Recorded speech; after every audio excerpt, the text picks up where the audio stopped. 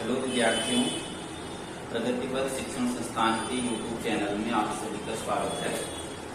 तो कल हमने आप सभी से बात करी थी कि हम पढ़ रहे थे यहाँ पर राजनीति विज्ञान के बारे में, और मैंने आपको बताया था कि राजनीति विज्ञान क्या है और राजनीति विज्ञान के अंतर्गत जो प्रमुख शासन प्रणालियां यहाँ पर आती हैं, तो उन शासन प्रणालियों की हम बात कर रहे थे।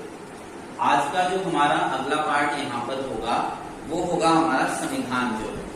तो आज हम बात करेंगे संविधान की और संविधान निर्माण की प्रक्रिया की, कि जो भारत का जो संविधान था वो किस तरीके से भारत का संविधान बना था और संविधान होता क्या है। तो इन चीजों के बारे में आज हम यहाँ पर जानेंगे। देखिए, सबसे पहली बात कि संविधान क्या है। संविधान जो है, संविधान एक प्रकार का दस्तावेज है। संविधान एक प्रकार का दस्तावेज है जिसके अनुसार किसी देश की शासन व्यवस्था को चलाया जाता है। जरूरी नहीं है कि संविधान किसी देश का हो, संविधान किसी भी संस्था का हो सकता है। मतलब ये ऐसा एक आपका जो है एक ऐसी फाइल या ऐसा डॉक्यूमेंट जिसके अनुसार हमारी कोई कंपनी चल रही हो, हमारी कोई संस्था चल रही हो या हमारा देश चल रहा हो, एक ऐसा दस्तावेज है संविधान जिसके अकॉर्डिंग किसी संस्था या किसी देश की शासन व्यवस्था जो है चलाई जाती है। तो इस तरीके से संविधान की बहुत सारी परिभाषाएं यहाँ पर दी गई हैं। और अब हम बात करेंगे थोड़ा सा कि संविधान, तो हमने जाना कि संविधान है क्या। संविधान एक प्रकार का सरकारी आपका किसी देश का क्या होता है, दस्तावेज होता है।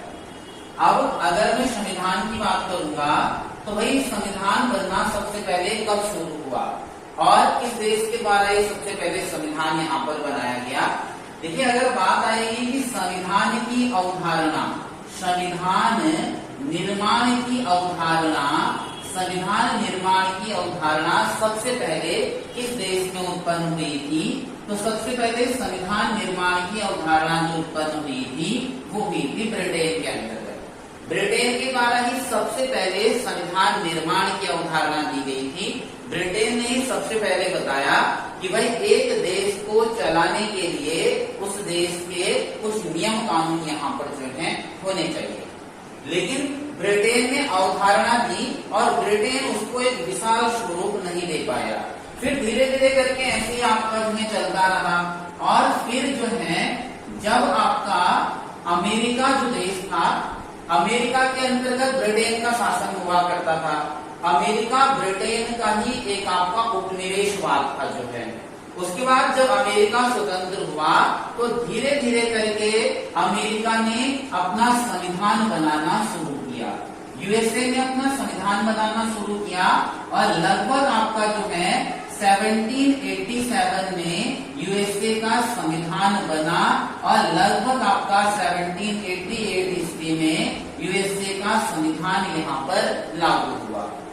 तो विश्व के अंतर्गत सबसे पहले जो आपका संविधान बनाया था, सबसे पहले जो संविधान बनाया था वो यूएसए के द्वारा बनाया गया था। और यूएसए का जो संविधान था वो एक प्रकार का लिखित संविधान था। यूएसए का जो संविधान था वो एक प्रकार का लिखित संविधान था। और विश्व के अंतर्गत अगर आपसे पूछेगा कि सबसे पहले लिखित संविधान किस देश द्वारा बनाया गया था, तो सबसे पहले लिखित संविधान आपके जो है यूएसए के द्वारा यहाँ पर जो है बनाया गया था। इसके साथ साथ अगर मैं बात करूंगा तो आपने बस इतना ध्यान रखना है कि संविधान निर्माण की अवधारणा सबसे पहले किस देश में उत्पन्न हुई थी, तो ये उत्पन्न हुई थी ब्रिटेन में। अगर आपसे पूछेगा कि लिखित संविधान सबसे पहले किस देश ने बनाया था, तो वो बनाया था आपके यूएसए में। इस तरीके से आपकी जो है संविधान अन्य देशों के अंतर्गत भी बनने शुरू हुए। अगर मैं संविधान के प्रकारों की आपसे बात करता हूँ तो विभिन्न देशों के अंतर्गत अलग अलग प्रकार के संविधान प्रचलित है। एक तो मैंने आपको बताया कि एक आपका अलिखित संविधान हो सकता है, एक आपका अलिखित संविधान हो सकता है, दूसरा यहाँ पर आपका लिखित संविधान हो सकता है। अलिखित संविधान क्या होगा, जिसका रिटर्न में हमारे पास कोई प्रूफ नहीं है। मतलब जैसे से जिस तरीके से पहले से वहां पर नियम कानून चले हुए आ रहे हैं उन्हीं के अकॉर्डिंग शासन व्यवस्था चलेगी। जिस प्रकार से अलिखित संविधान जो है वो ब्रिटेन का है, ब्रिटेन का जो संविधान है वो आपका अलिखित संविधान है, और लिखित संविधान जैसे हमारे भारत का है, भारत का एक आपका लिखित संविधान है। अमेरिका का जो संविधान है वो भी एक प्रकार का लिखित संविधान है। इस तरीके से एक आपका जो है लचीला संविधान होता है, लचीला संविधान। एक होता है आपका जो है कठोर संविधान होता है। अब लचीला संविधान जैसे भारत का संविधान भी एक लचीला संविधान है। लचीला संविधान ऐसा संविधान हुआ जिस संविधान में संशोधन की प्रक्रिया बहुत आसान हो, मतलब जिस संविधान में हम जल्दी से संशोधन करते हैं उसे कहते हैं लचीला संविधान। जैसे आपने भारत का संविधान देखा होगा कि कोई भी नियम कानून अगर लाना होता है तो दोनों सदनों में प्रस्ताव पारित किया और उस पर राष्ट्रपति के सिग्नेचर में वो फिर आपका एक कानून बन गया, या जल्दी से हमने उसमें क्या कर दिया, संशोधन कर दिया। लेकिन कठोर संविधान जो होता है, जिस देश के संविधान में संशोधन की प्रक्रिया, जिस देश के संविधान में संशोधन की प्रक्रिया बहुत कठिन होती है, बहुत मुश्किल से उस देश के संविधान में संशोधन किया जाता है, तो उसे कहा जाता है आपका कठोर संविधान। तो ध्यान रखिएगा, संविधान के प्रकारों के अंतर्गत एक आपका अलिखित संविधान आता है, एक लिखित संविधान आता है, एक लचीला संविधान यहाँ पर है, और आपका कठोर संविधान यहाँ पर है। तो इसके साथ साथ मैंने बताया भारत का लिखित संविधान है, और भारत का जो ये लिखित संविधान है ये पूरे विश्व के अंतर्गत सबसे बड़ा जो लिखित संविधान है, पूरे विश्व के अंतर्गत सबसे बड़ा जो लिखित संविधान है वो भारत का है। तो यहाँ से 2-3 क्वेश्चन आपके सबसे महत्वपूर्ण बनेंगे कि ये आपका सबसे पहला क्वेश्चन बनेगा, संविधान निर्माण की अवधारणा किस देश में उत्पन्न हुई थी? तो ब्रिटेन में। लिखित संविधान सबसे पहले किस देश ने बनाया था? तो यूएसए ने। और आपका विश्व का सबसे बड़ा लिखित संविधान किस देश का है? तो ये भारत का जो संविधान है वो सबसे बड़ा लिखित संविधान है। तो ये तो बात आई थी संविधान क्या होता है, कैसे संविधान की शुरुआत हुई थी, और आपके संविधान के कौन कौन से प्रकार होते हैं। अब यहाँ पर हम बात करते हैं, मैंने बताया था एक तुम संविधान के बारे में जानेंगे। अगला जो पार्ट हमारा होगा वो होगा भारत में संविधान निर्माण की प्रक्रिया।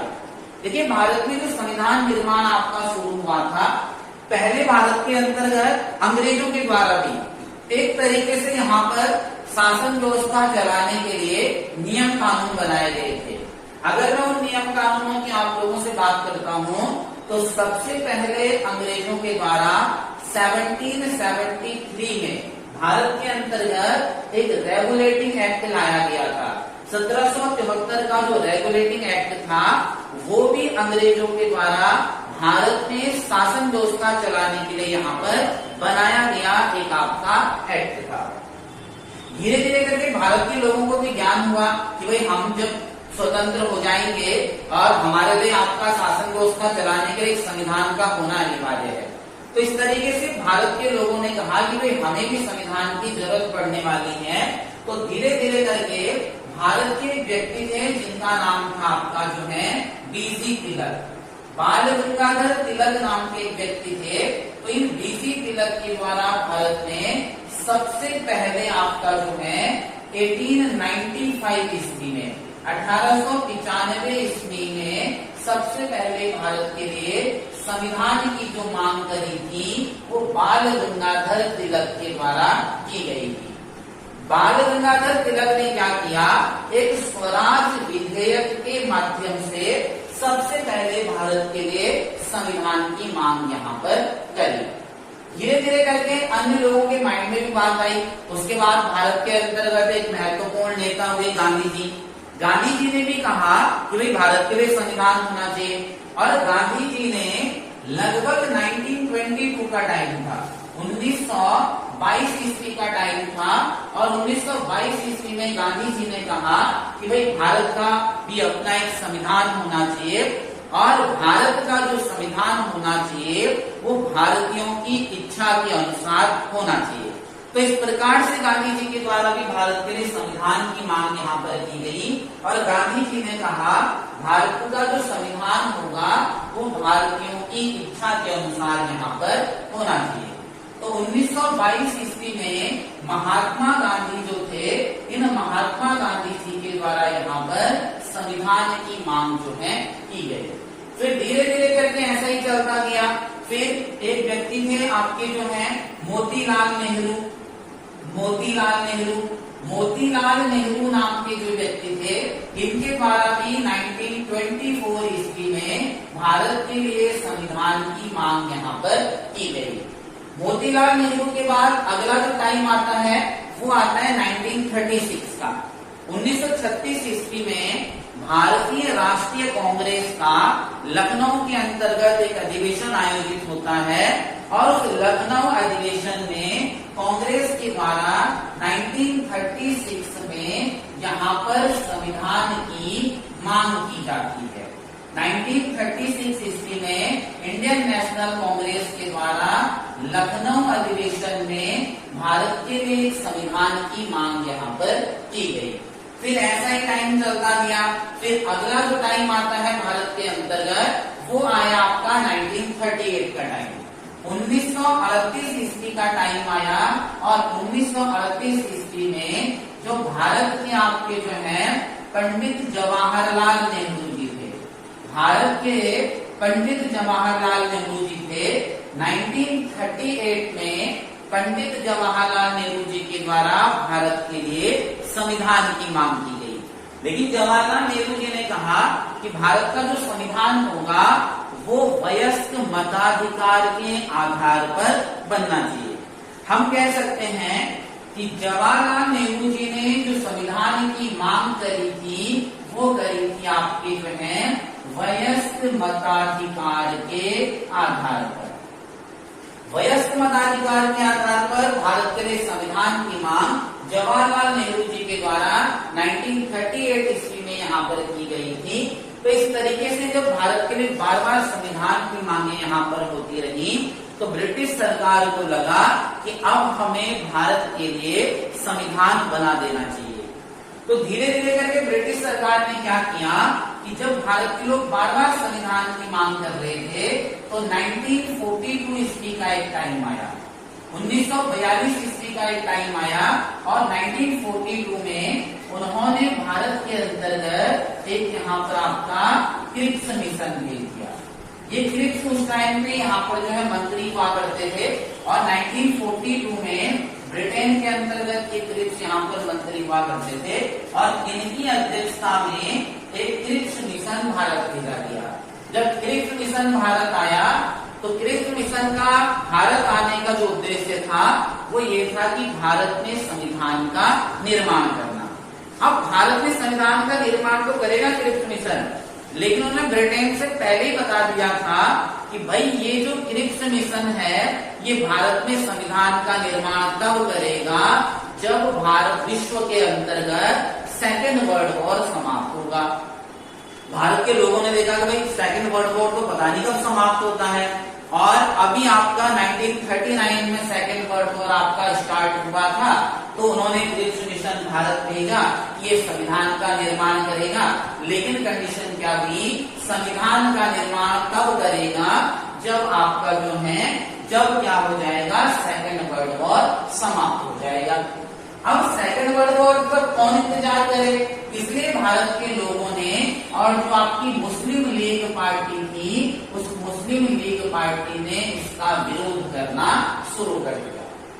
1942 में जो क्रिप्स मिशन भारत आया था, भारत के लोगों के द्वारा इसका विरोध किया गया और उसके बाद इस क्रिप्स मिशन को भारत से वापस भेज दिया गया। फिर से भारत में संविधान की मांगे होने लग गई कि भाई हमारे लिए संविधान बनाइए। फिर क्या हुआ देखिए, ब्रिटिश सरकार के द्वारा जब सेकेंड वर्ल्ड वॉर आपका समाप्त हुआ फिर भारत के अंतर्गत एक आपका कैबिनेट मिशन, फिर ब्रिटिश सरकार के द्वारा एक कैबिनेट मिशन यहाँ पर बनाया गया। ब्रिटिश सरकार ने जो ये कैबिनेट मिशन बनाया तो ये कैबिनेट मिशन लगभग 24 मार्च 1946 को 24 मार्च 1946 को ये कैबिनेट मिशन भारत के अंतर्गत दिल्ली पहुंचा। जब ये कैबिनेट मिशन भारत के अंतर्गत दिल्ली पहुंचा और इसका भारत आने का जो उद्देश्य था, कैबिनेट मिशन के भारत आने के दो उद्देश्य थे। एक तो भारत में संविधान सभा का निर्माण करना। इसका भारत आने का उद्देश्य क्या था? एक तो भारत में आपकी जो संविधान सभा बनाएगा, संविधान सभा का निर्माण करना, और दूसरा इसका उद्देश्य था भारत के अंतर्गत कि भारत में जो आपकी एक अंतरिम सरकार का यहाँ पर गठन करना। एक तो संविधान सभा बनाना और एक अंतरिम सरकार का गठन करने के लिए ये कैबिनेट मिशन ब्रिटेन से भारत आया। कैबिनेट मिशन 24 मार्च 1946 को इन दो उद्देश्यों को लेकर के भारत आया था।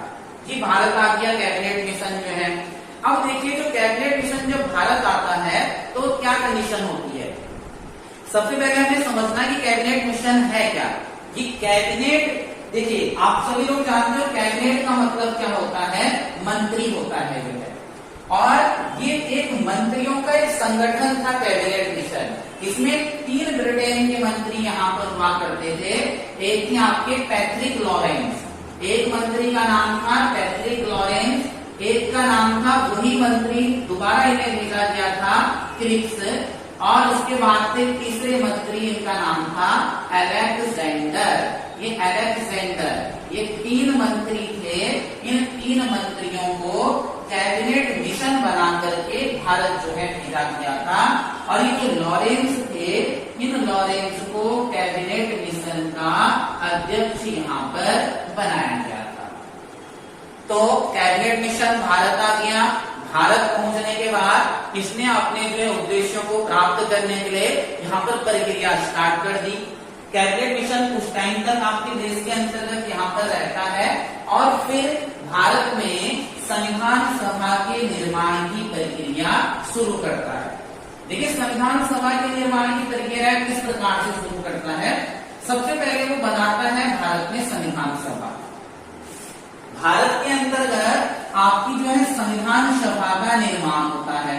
ये जो संविधान सभा है उन्होंने कहा भाई हम भारत में एक संविधान सभा यहाँ पर बनाएंगे, और ये संविधान सभा का निर्माण जो हुआ था वो हुआ था लगभग जुलाई 1946 में। जुलाई 1946 में भारत के अंतर्गत एक संविधान सभा बनाने का निर्णय लिया गया।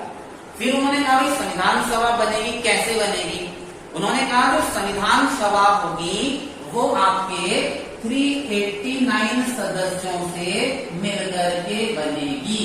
इस संविधान सभा में कुल 389 सदस्य यहाँ पर होंगे।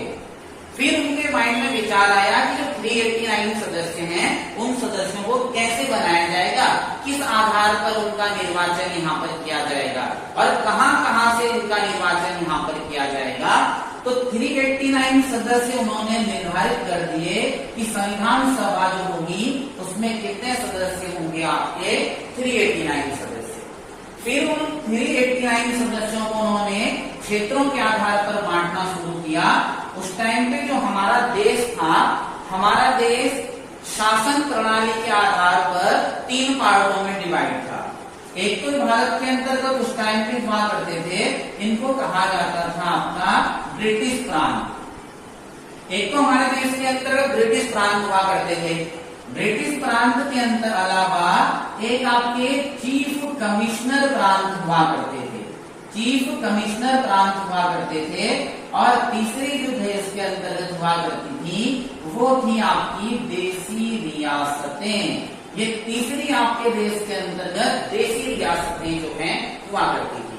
तो हमारा देश इन 3 पार्टों में यहाँ पर बटा था, एक ब्रिटिश प्रांत, चीफ कमिश्नर प्रांत और देसी रियासतों में। ब्रिटिश प्रांत का मतलब ये होगा ऐसे प्रांत जहाँ पर अंग्रेजों का शासन हुआ करता था, जहाँ पर अंग्रेजों के कमिश्नर यहाँ पर बनते थे। तो उस टाइम पे भारत के अंतर्गत जो आपके ब्रिटिश प्रांतों की अगर मैं आपसे बात करूंगा तो उस टाइम पे भारत के अंतर्गत 292 ब्रिटिश प्रांत थे। 292 ब्रिटिश प्रांत थे, 4 चीफ कमिश्नर प्रांत थे। देखिए 4 चीफ कमिश्नर प्रांतों की अगर मैं आपसे बात करूंगा तो उस टाइम पे भारत के अंतर्गत मैं आपसे बात कर रहा था, यहाँ पर 3 पार्टों में यहाँ पर आपका जो है डिवाइड किया गया था। एक ब्रिटिश प्रांतों में, चीफ कमिश्नर प्रांतों में और देशी रियासतों में। फिर उन्होंने क्या किया, इन तीनों के अंतर्गत आपका सीटों को बांटना शुरू किया। अब जब सीटों का बंटवारा किया गया तो ब्रिटिश प्रांतों के अंतर्गत जो सीटें आई थी वो थी 292 सीटें। फिर चीफ कमिश्नर प्रांतों के अंतर्गत जो सीटें आई थी वो 4 सीटें यहाँ पर आई थी। और देशी रियासतें जो थी, इन देशी रियासतों के हिस्से में 93 सीटें यहाँ पर जो है आई थी। इस तरीके से सीटों का वर्गीकरण यहाँ पर किया गया। 292 सीटें आपके ब्रिटिश प्रांतों को दे दी गई, 4 सीटें चीफ कमिश्नर प्रांतों को दे दी गई और 93 सीटें जो देशी रियासतें थी उनको दे दी गई। अब सीटों का डिवाइड हो गया, लेकिन सीटों का जो आपका बंटवारा जो हुआ था वो जनसंख्या के आधार पर हुआ। उन्होंने कहा कि भाई ये जो आपकी सीटें होंगी, प्रत्येक 10 लाख की जनसंख्या पर, प्रत्येक 10 लाख की जनसंख्या पर एक सीट को रखा गया। मतलब एक सीट के लिए उन्होंने 10 लाख की जनसंख्या यहाँ पर जो है निर्धारित करी। तो इस तरीके से सीटों का बंटवारा हो गया। ब्रिटिश प्रांतों से 292 सदस्य आपके आने थे, चीफ कमिश्नर प्रांतों से 4 सदस्य आने थे और देशी रियासतों से 93 सदस्य यहाँ पर जो है आने थे। चीफ कमिश्नर प्रांतों की बात करेंगे तो वर्तमान में जैसे हमारे देश के अंतर्गत यूटी होती है, यूनियन टेरिटरी होते हैं, तो इसी तरीके से चीफ कमिश्नर प्रांत हुआ करते थे। इनकी मैं आपसे अगर बात करूंगा तो ये था आपका एक अजमेर, एक आपका था बलूचिस्तान, एक था आपका जो है कुर्ग, और तीसरा जो चीफ कमिश्नर प्रांत था वो था आपका दिल्ली। तो 4 चीफ कमिश्नर प्रांत थे, अजमेर, बलूचिस्तान, कुर्ग और आपका जो है दिल्ली। फिर मैंने बताया 10 लाख की जनसंख्या यहाँ पर निर्धारित की गई।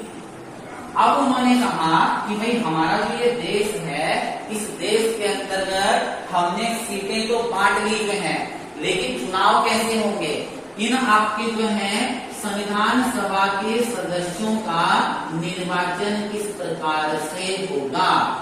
तो निर्धारित किया गया। उन्होंने कहा अगर हम निर्वाचन प्रत्यक्ष रूप से करते हैं तो बहुत ज्यादा टाइम लग जाएगा और बहुत सारी समस्याएं उत्पन्न हो जाएगी।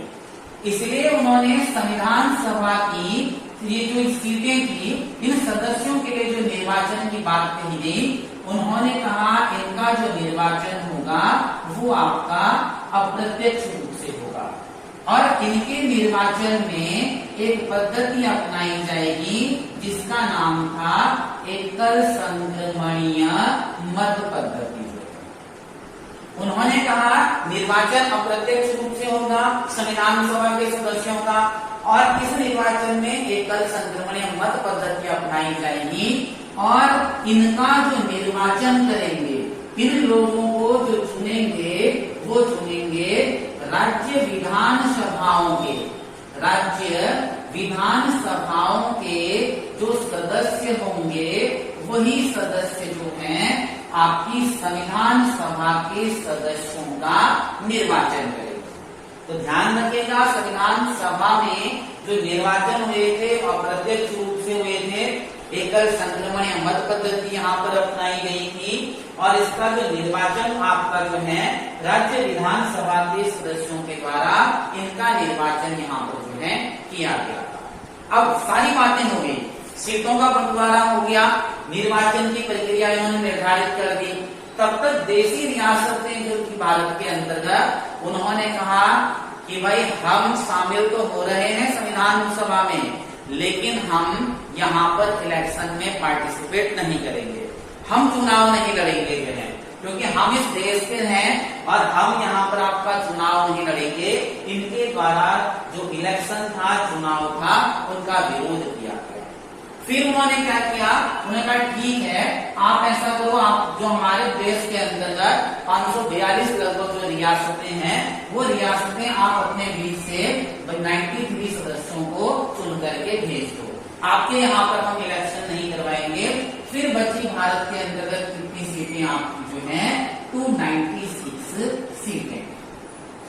अब इन 296 सीटों पर भारत में आपका चुनाव होना था, तो संविधान सभा में जो चुनाव हुआ था वो हुआ था आपका 296 सीटों पर। अब 296 सीटों पर जो चुनाव होना था तो उन्होंने कहा भाई अब चुनाव की प्रक्रिया शुरू की। उन्होंने कहा कि भारत के अंतर्गत उस टाइम पे जो भारत के अंतर्गत चुनाव तो अप्रत्यक्ष रूप से होना था, फिर सीटों का वर्गीकरण फिर से आपका इन 296 सीटों के लिए फिर से सीटों का वर्गीकरण जो है किया गया। उन्होंने कहा कि कुछ सीटें हम आपका यहाँ पर क्या करेंगे कि मुस्लिमों को प्रदान करेंगे जो है, कुछ सीटें आपके हिंदुओं के लिए यहाँ पर होंगी, कुछ सीटें आपकी सिखों के लिए यहाँ पर होंगी। इस तरीके से सीटों का वर्गीकरण यहाँ पर जो है किया गया। और अब फिर इलेक्शन होते हैं, और इलेक्शन के बाद अगर मैं आप लोगों से बात करता हूं तो लगभग जब इलेक्शन हुए तो इलेक्शन के बाद जो आपकी कांग्रेस पार्टी थी, इलेक्शन होने के बाद जो कांग्रेस पार्टी थी उस कांग्रेस पार्टी को 208 सीटें यहाँ पर जो है प्राप्त हुई।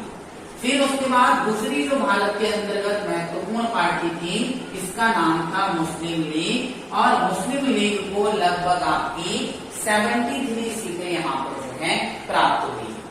और फिर जो आपके अन्य दल थे, जो निर्दलीय लोग थे, उनको लगभग यहाँ पर अन्य दल जो थे उन अन्य दलों को 15 सीटें यहाँ पर प्राप्त हुई थी। और इस तरीके से ये 296 सदस्य संविधान सभा में निर्वाचित होकर के पहुंचे थे। तो संविधान सभा में जो निर्वाचन हुआ था, जो चुनाव हुआ था, 296 सीटों के लिए चुनाव हुआ था, जिसमें कांग्रेस को 208 सीटें, मुस्लिम लीग को 73 सीटें, और जो अन्य दल थे उन अन्य दलों को यहाँ पर आपकी जो है 15 सीटें यहाँ पर प्राप्त हुई। अब बन गई आपके देश के अंतर्गत यहाँ पर जो है संविधान सभा। संविधान सभा बन गई है, चुनाव हो चुके हैं, अब संविधान सभा अपनी कार्यवाही स्टार्ट करेगी। संविधान सभा जब अपनी कार्यवाही यहाँ पर स्टार्ट करती है तो इस कार्यवाही के तहत सबसे पहले देखिए, संविधान सभा जब अपनी कार्यवाही शुरू करती है तो संविधान सभा की पहली बैठक होती है। संविधान सभा की पहली बैठक का आयोजन किया जाता है और 9 दिसंबर 1946 को संविधान सभा की प्रथम बैठक का आयोजन किया जाता है दिल्ली के अंतर्गत। दिल्ली के अंतर्गत 9 दिसंबर 1946 को संविधान सभा की पहली बैठक होती है। इस बैठक में सभी सदस्य आपके जो है पार्टिसिपेट करने के लिए तैयार होते हैं, लेकिन जब आपका जो है बैठक का आयोजन किया जाता है 9 दिसंबर को जब एक बैठक होती है तो इस बैठक में मुस्लिम लीग नाम की जो पार्टी है वो मुस्लिम लीग इसमें पार्टिसिपेट नहीं करती है।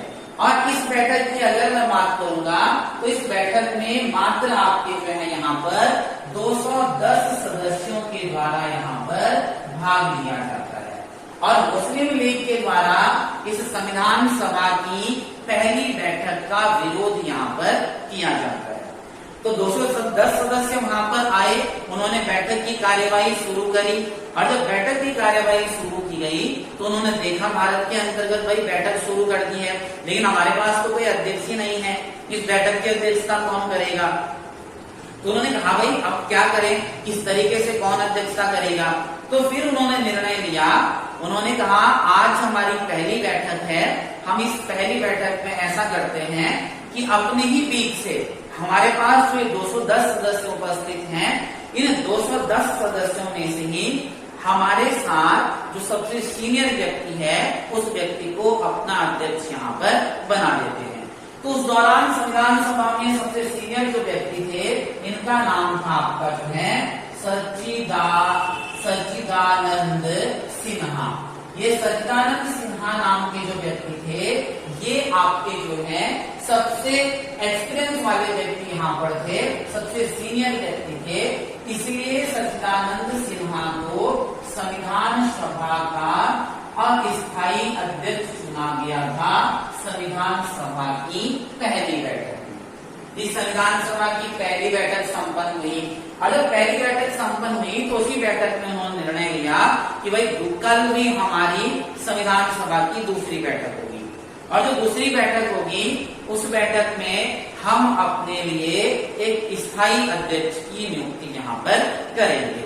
यहाँ पर आयोजित की गई थी 11 दिसंबर, संविधान सभा की दूसरी बैठक 11 दिसंबर 1946 को आयोजित की गई थी, और इस दूसरी बैठक में निर्णय लिया गया कि हमें जो है अब संविधान सभा के लिए यहाँ पर एक व्यक्ति को स्थायी अध्यक्ष यहाँ पर बनाना है। तो इसलिए आपका जो है दूसरी बैठक में संविधान सभा की डॉक्टर राजेंद्र प्रसाद जो थे, इन डॉक्टर राजेंद्र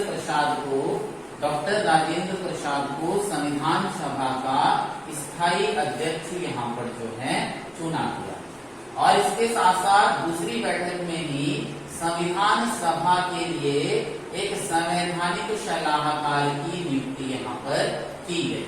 संवैधानिक सलाहकार की नियुक्ति यहाँ पर की गई, और एक व्यक्ति थे जिनका नाम था BN राव बेनेगल नरसिंह राव नाम के जो व्यक्ति थे, इनको संविधान सभा का संवैधानिक सलाहकार नियुक्त किया गया। BN राव को 60 देशों की लिस्ट यहाँ पर दी गई, 60 देशों की लिस्ट यहाँ पर दी गई, और इन 60 देशों की लिस्ट में उन्हें बताया गया कि आपने इन सभी देशों के संविधान को पढ़ना है, और इन सभी देशों के 60 देशों के संविधान में जो आपको अच्छी चीज लगेगी उस चीज को हम भारतीय संविधान में यहाँ पर ऐड करेंगे। तो इस तरीके से भारत का जो संविधान है उन 60 देशों में से, काफी सारे देशों में से कई सारे स्रोतों को भारतीय संविधान में जो है अपनाया गया है। इसी कारण भारत का जो संविधान है उस भारतीय संविधान को यहाँ पर उधार का थैला या आपका भानुमति का पिटारा भी यहाँ पर कहा जाता है। तो आपने देखा था संविधान सभा की पहली बैठक जो हुई थी वो 9 दिसंबर 1946 को दिल्ली के अंतर्गत हुई, और संविधान सभा की दूसरी बैठक 11 दिसंबर 1946 को हुई थी। इस बैठक में संविधान सभा का स्थायी अध्यक्ष डॉक्टर राजेंद्र प्रसाद को चुना गया था, और इसके साथ साथ ही संविधान का संवैधानिक सलाहकार BN राव बेनेगल नरसिंह राव को यहाँ पर चुना गया था।